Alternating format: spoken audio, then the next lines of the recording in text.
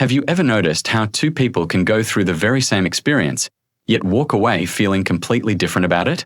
One person may feel discouraged, while another sees hope or even opportunity.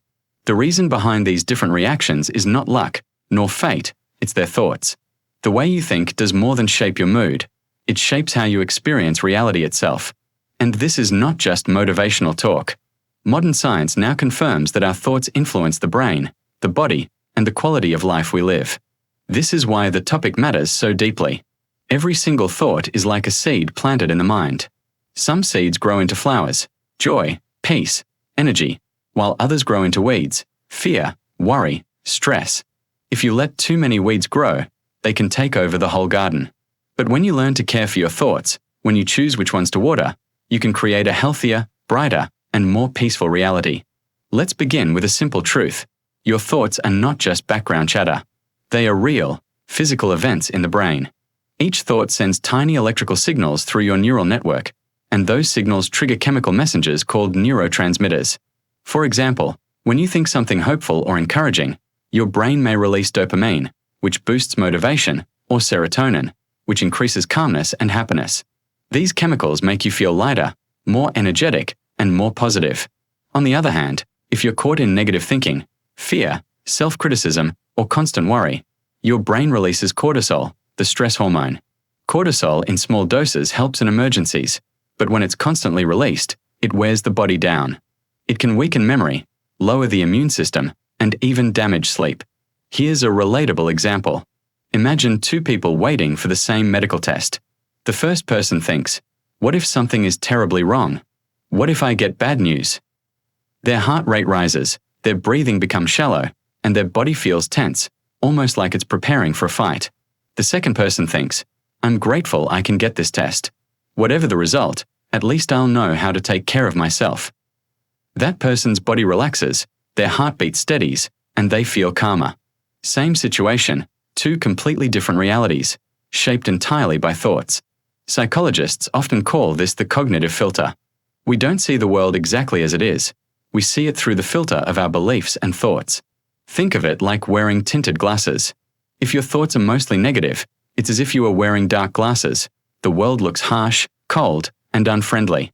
If your thoughts are balanced and hopeful, it's like wearing clear glasses. The world appears brighter, more welcoming, and full of possibility.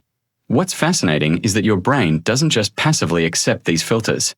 It reshapes itself to match them. This process is called neuroplasticity. For many years, scientists believed the brain became fixed after a certain age, like hardened cement. But now we know the brain is flexible, more like soft clay. Every thought you repeat strengthens a neural pathway, carving a groove in the brain. The more often you think a thought, the easier it becomes to think that same thought again. Over time, this creates mental habits. That's why repeated patterns of worry or fear can become automatic, but so can repeated patterns of gratitude, kindness, or hope. Let's make this practical with a daily life example. Picture yourself cooking dinner, and suddenly the pot spills over. One thought might be, "I'm so clumsy, nothing ever goes right." That thought digs a deeper groove of self-criticism in your brain. Another thought might be, "Accidents happen, I'll just clean it and keep going." That thought builds resilience. Over time, the brain of the first person becomes wired for stress, while the brain of the second becomes wired for calm. Same accident, two different realities. This is especially important as we age. Seniors often face real challenges, health changes, loss of loved ones, or reduced independence. But studies show that those who maintain a positive outlook live longer, recover faster from illness, and even have sharper memory compared to those who stay negative. Your thoughts are not just reflections of your reality, they actively build it. In this way, your mindset can become either medicine or poison. Think of your brain as a garden. Every thought is a seed. Negative thoughts plant weeds that spread quickly and crowd out joy. Positive thoughts plant flowers and fruit that nourish life. You cannot stop every weed from growing. Everyone has negative thoughts, but you can choose which plants to water. The seeds you nurture most often are the ones that will grow into the reality you live. This is why shaping your thoughts is so powerful. You don't need to think positive all the time. That's not realistic. But you can practice shifting your attention, strengthening the thoughts that help you, and loosening the grip of the ones that harm you. Even small changes can have huge effects over time. As we continue, we'll explore practical tools for reshaping thought patterns, scientifically supported habits like gratitude, reframing challenges, and focusing on what you can control.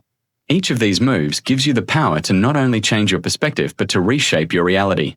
Because here's the simple truth: your thoughts are not passive. They are active builders. And when you learn to direct them with care, you can create a reality that is brighter, calmer, and more fulfilling. Now that we understand how thoughts shape the brain and body, let's look at the first powerful step you can take to guide your thoughts in a healthier direction. That step is gratitude. Gratitude may sound simple, just saying thank you or noticing the good, but science has revealed it is one of the most effective tools for reshaping thought patterns and improving overall well-being. Gratitude is not about ignoring difficulties or pretending everything is perfect. It's about choosing to focus on what is present, valuable, and nurturing, even in the middle of life's challenges. Neuroscience shows that gratitude activates areas of the brain linked to reward and motivation. When you think of something you're grateful for, your brain releases dopamine, the chemical that drives motivation, and serotonin, the chemical that supports calm and happiness. This means gratitude doesn't just make you feel good in the moment, it actually trains your brain to look for more reasons to feel good in the future. Think of your mind like a radio. If you tune it to a station of negativity, you'll keep hearing messages of fear, worry, and lack. Gratitude tunes your mind to a different station, one that broadcasts appreciation, possibility, and hope. Over time, the more you practice gratitude, the easier it becomes for your brain to stay on that frequency. Here's an example you might recognize. Imagine two seniors sitting on the same porch, watching the same sunset. One thinks, "Life is slipping away. I miss the old days." That thought leaves them heavy with sadness. The other thinks, "How lucky I am to be alive today, to sit here and witness this beauty." Same sunset, but gratitude completely transforms the experience. For the second person, gratitude doesn't erase loss or pain, but it creates a moment of peace and joy. The benefits of gratitude go far beyond mood. Researchers have found that people who practice gratitude regularly sleep better, have lower blood pressure, and report fewer aches and pains. Gratitude lowers stress hormones, strengthens the immune system, and even improves relationships. People who express appreciation to others tend to build deeper, more trusting bonds. Gratitude is like a ripple. When you feel it, it touches not only you but also the people around you. The best part is that gratitude doesn't require money, education, or special tools. It's available to everyone, at every age. And for seniors, it can be especially powerful. You carry decades of experiences, memories, and lessons that can be turned into sources of daily appreciation. A warm cup of tea, a phone call from a friend, a grandchild's laughter, or even the quiet comfort of your own home. Each of these can be an anchor for gratitude. So how do you practice it? One way is to keep a gratitude journal. Each day, write down 3 things you're thankful for. They don't need to be big. In fact, the small things often bring the deepest peace. You might write, "I enjoyed the sunshine on my face," or "I had a kind conversation with my neighbor." Over time, this practice builds a mental habit of scanning for the good. Another approach is a gratitude pause. At the end of the day, sit quietly and reflect on one thing that brought you comfort or joy. Close your eyes, take a breath, and relive the moment. Imagine it in detail, the colors, sounds, and feelings. By reliving it, you deepen the memory and strengthen the brain pathways that connect to positivity. And of course, you can express gratitude out loud. Tell someone you appreciate them. Thank the caregiver who helps you, the friend who listens, or even the cashier at the store. Speaking gratitude not only brightens their day but amplifies the feeling within you. But let's be clear, gratitude is not about pretending life is easy. Everyone faces struggles. Seniors may face health problems, financial stress, or loneliness. Gratitude doesn't erase these difficulties. What it does is bring balance. It allows you to say, yes, life is hard, but it is also filled with blessings. This balance prevents negativity from becoming the whole story. Let me share a true-to-life story. A woman recovering from hip surgery shared that every morning she woke up in pain. At first, she focused only on the discomfort, which made her days feel unbearable. Then she began a new habit. Each morning, before even standing up, she whispered, "Thank you for this breath. Thank you for another day." Slowly, her outlook began to shift. The pain was still there, but it no longer controlled her entire reality. Gratitude gave her strength to heal, to notice moments of joy, and to find meaning in each day. This is the hidden power of gratitude. It builds resilience. Life's storms still come, but gratitude is like an anchor that keeps you steady. It softens the edges of pain, brightens ordinary moments, and fills the heart with energy to keep moving forward. So, the first key move in shaping your reality through thoughts is to cultivate gratitude. Start small, be consistent, and let each thankful thought become a seed planted in your mental garden. Over time, you will find that gratitude grows into joy, calm, and strength.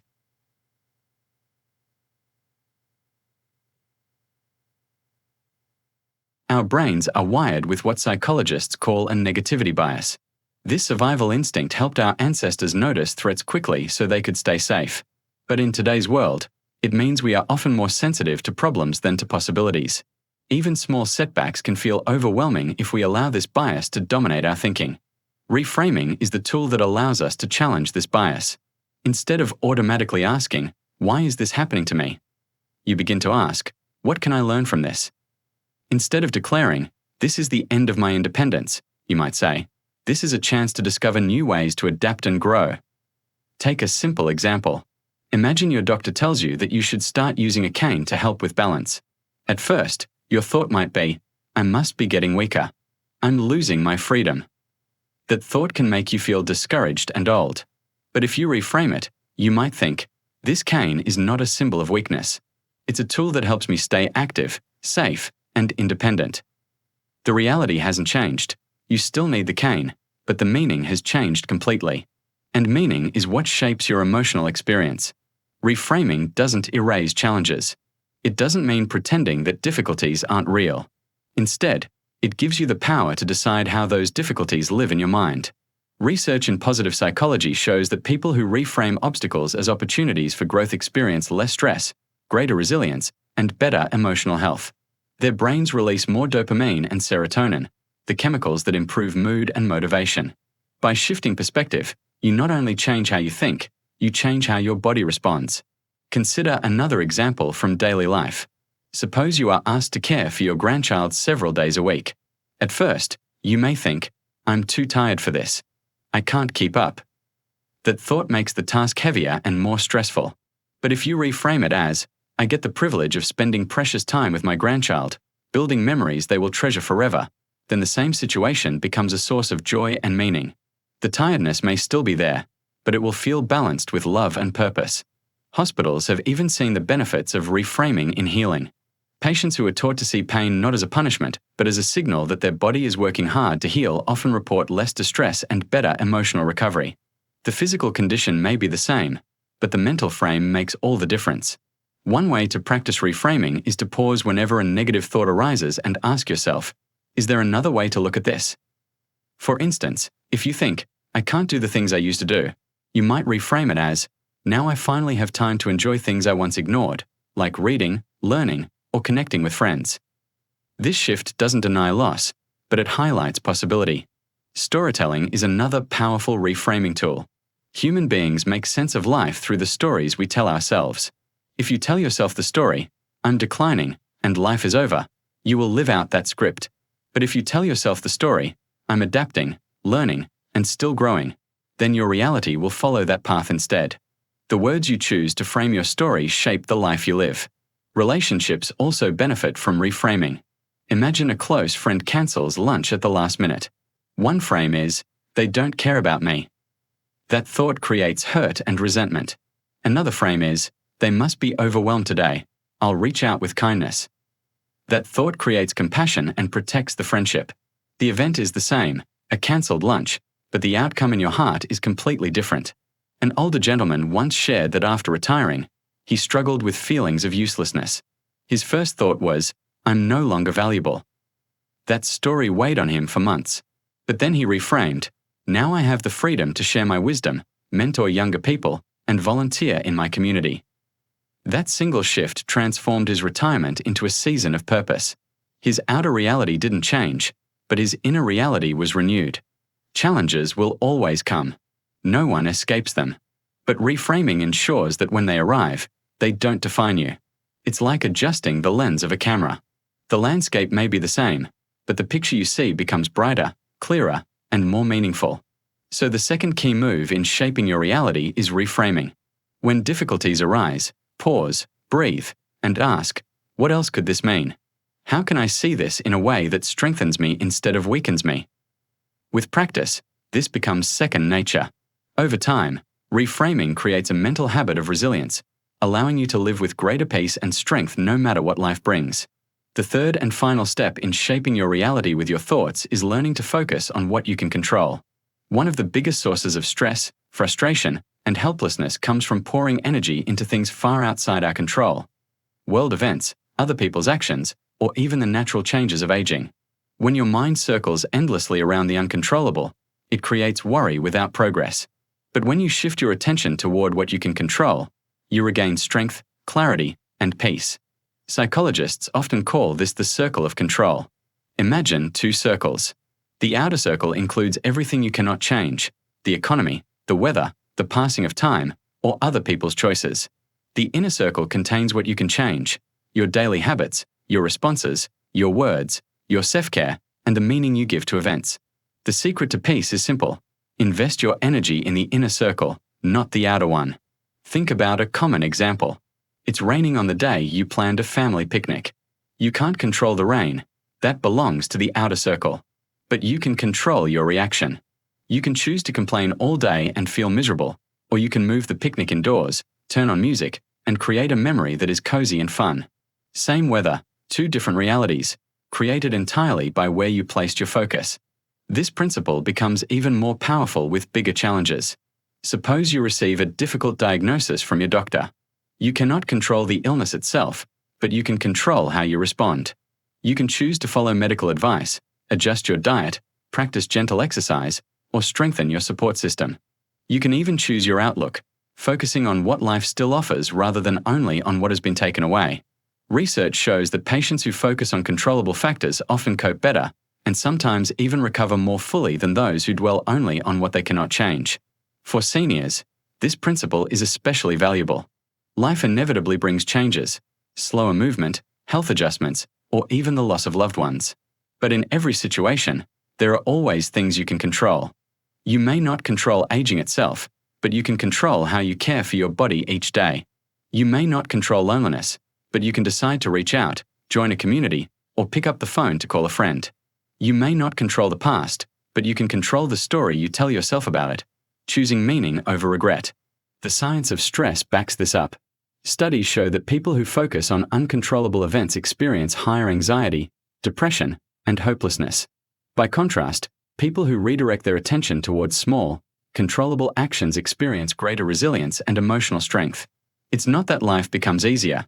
It's that life feels more manageable because the mind has shifted from helplessness to agency. Here's a story that illustrates this powerfully.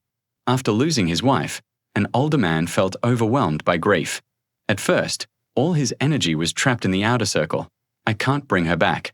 I can't change this pain. The sadness consumed him. But slowly, he asked himself, what can I control now? He chose to cook her favorite meals, honoring her memory. He joined a walking group to stay healthy. He called his children more often, staying close to them. The grief remained, but it no longer defined his reality. By focusing on what he could control, he rebuilt his life with purpose and peace. So how do you practice this in daily life? Start by making 2 quick lists whenever you feel overwhelmed. On one side, write down what you cannot control. On the other, list what you can. Then consciously release the first list. It belongs to the outer circle. Redirect your energy to the second. Even small actions, like drinking water, tidying your space, or speaking kindly to yourself, can restore a sense of strength. Over time, this practice builds a habit of empowerment. Instead of feeling like life is happening to you, you begin to feel steady, capable, and proactive. Challenges may still arrive, but they won't shake you in the same way. You'll have trained your thoughts to focus on strength, not helplessness. And this brings us to the conclusion of our journey. When you combine all 3 moves, gratitude, reframing, and focusing on what you can control, you create a powerful cycle. Gratitude opens your eyes to the good already present. Reframing transforms obstacles into opportunities. Focusing on control restores your sense of agency. Together, they shape a reality that is brighter, calmer, and more fulfilling, no matter your age. The truth is simple but profound. Your thoughts are not just fleeting shadows. They are builders. They carve paths in your brain, shape your emotions, and color your world. They can make burdens heavier or lighter, close doors or open them, trap you in fear or free you with hope. The choice is yours, every single day. So the next time a negative thought appears, pause. Ask yourself, is there another way to see this? Can I find something to be grateful for? Can I focus on what I can control? With practice, these small shifts grow into powerful habits that reshape your mind, your heart, and your life. Your reality is not fixed. It is shaped moment by the power of your thoughts. And that means you are never too old, too late, or too powerless to change. Every sunrise gives you another chance to guide your mind with care, and through it, to shape a reality filled with meaning, resilience, and peace.